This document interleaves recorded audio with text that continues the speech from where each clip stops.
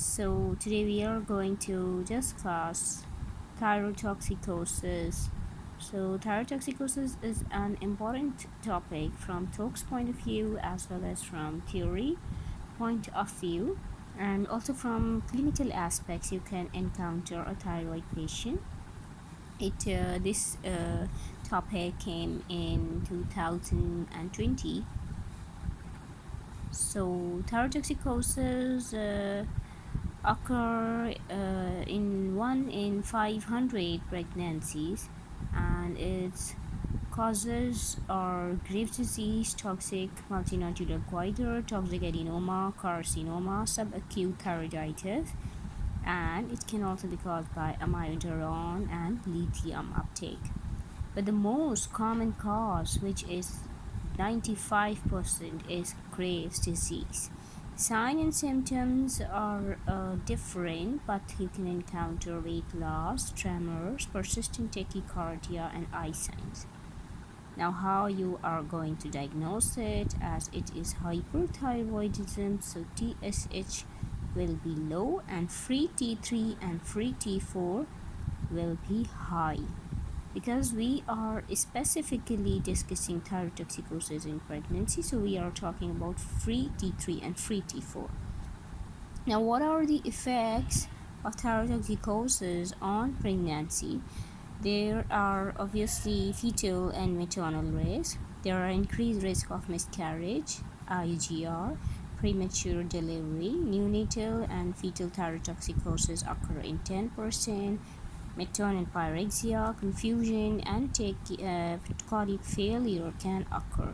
So what you are going to do, you have to monitor fetus by fetal heart rate, by serial ultrasound, growth scan, and ultrasound for fetal goiter.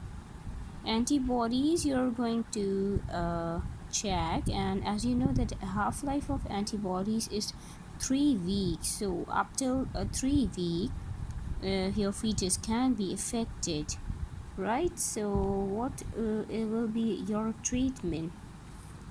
Obviously, as you know that it is thyrotoxicosis, so you are going to give them anti-thyroid drugs, that is carbimazole and propylthiouracil. And if they ask you in talks or in your examination what is the drug of choice, so obviously it is PTU, propylthiouracil. What will be your aim? Your aim is to make your patient clinically euthyroid and T4 at upper limit of normal. And you should know that thyroid levels, that is thyroid function test levels, are different in non-pregnant state, in first trimester, second trimester, and third trimester. For that we will make a separate lecture.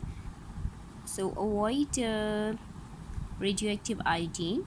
So these both drugs crosses placenta and they can cause fetal hypothyroidism. This was the medical management. Surgery, it is subtotal thyroidectomy, and thyroidectomy can be safely done in pregnancy. What will be the indication of thyroidectomy is dysphagia, stridor, suspected carcinoma, allergies to antithyroid drugs. Management, if we talk about management with treatment, outlook is good, but untreated cases are dangerous. Check TSH stimulating antibodies, monitor thyroid function every 4 to 6 weeks. We can also do it 3 to 4 weekly, depend on the case. And in new cases, and less frequently in a stable patient, obviously if your patient is stable, you can go for 6 weeks. Radioactive iodine is contraindicated in pregnancy and lactating mothers. Breastfeeding is safe with dose of propylthiouracil less than 150 mg per day and carbimazole less than 15 mg per day. And you have to monitor thyroid function test in babies. If we talk specifically about thyroid storm, so you should know that it is a life-threatening form of thyrotoxicosis and it is an emergency. How you're going to recognize it? There will be heat intolerance, sweating, palpitation, nausea, vomiting, diarrhea, weight loss, increased appetite, hypotension in early cases. Most of the time hypertension, but hypotension late can occur. Fever, shock, possibly coma, altered mental state, delirium, seizures. Now, what will be the treatment? Obviously, it's an emergency. You're going to give IV propylthiouracil, IV dexamethasone. What will it propylthiouracil and dexamethasone do? They will prevent the peripheral conversion of T4 into T3.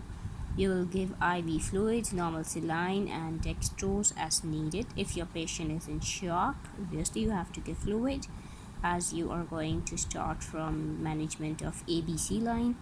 Then ICU care and workup for cause thyroidectomy is a surgical treatment. Drug of choice in first trimester is propylthiouracil, and in second and third trimester it's methimazole. You should know this. Drug of choice in first is PTU, and second and third is methi. And why they're not giving it in first trimester? Because methimazole causes aplasia cutis. You should also know that propylthiouracil also have side effect. It can cause bone marrow problems, but that are very rare. So this is how you're going to manage a case of thyroid storm. And you can also get a scenario on, for example, 18-year-old girl, 35 or 32 weeks, for example 32 weeks pregnant, came to you with the heart rate of 145, and she is